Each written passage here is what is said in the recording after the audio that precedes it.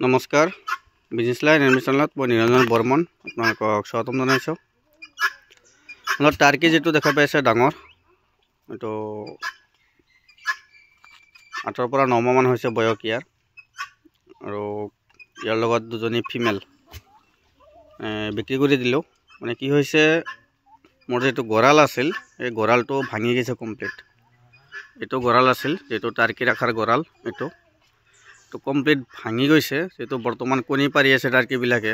তো এইটো গৰালত অসুবিধা হয় ভিতৰত থাকিতে আৰু এইটোৰ ভিতৰত তাৰমানে ৰাখিছিলোঁ গাহৰি। এতিয়া অসুবিধা হৈ আছে, গাহৰিও পোৱালি দিব আৰু এটা অসুবিধা হৈ আছে। সেইকাৰণে এইটো গৰালটো ৰিপেয়াৰিং কৰিব লাগে, বনাব লাগে নতুনকৈ আৰু এটা।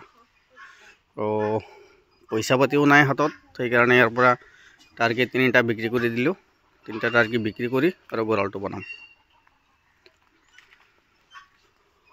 এইটো বৰ্তমান মেলটো ৰেডি হৈছেহে মাত্ৰ মেল আৰু ইয়াৰ লগত এতিয়া ফিমেল বগা নহ'লে কলা দুটা নহ'লে এটা কলা এটা বগা যাব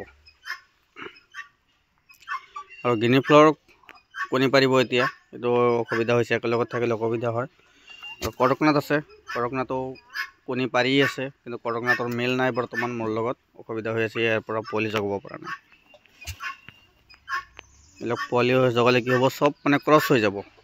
আৰু নহ'লে আপোনালোকেও টাৰ্কি পালন কৰিব পাৰে। মানে মোৰ কি হৈছে এটা গঁৰালত ৰখাত অসুবিধা হৈছে কাৰণে বেলেগ এটা টাৰ্কিৰ কাৰণে গঁৰাল বনাব লাগে। এনেকৈ আপোনালোকে বনাব পাৰে গঁৰালটো।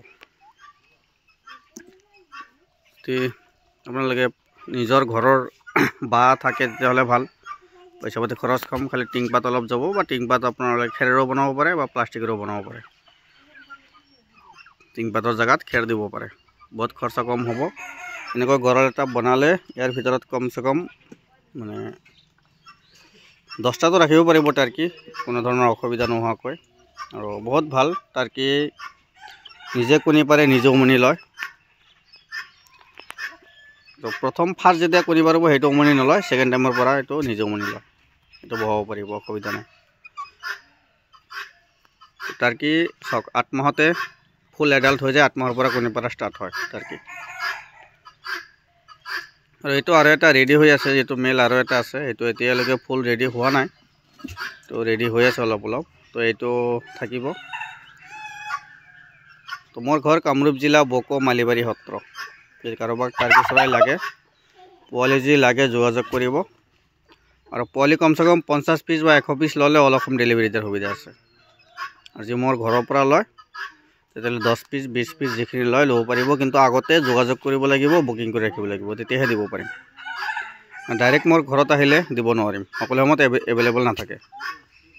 যদি কাৰোবাক লাগে যোগাযোগ কৰিব। ধন্যবাদ।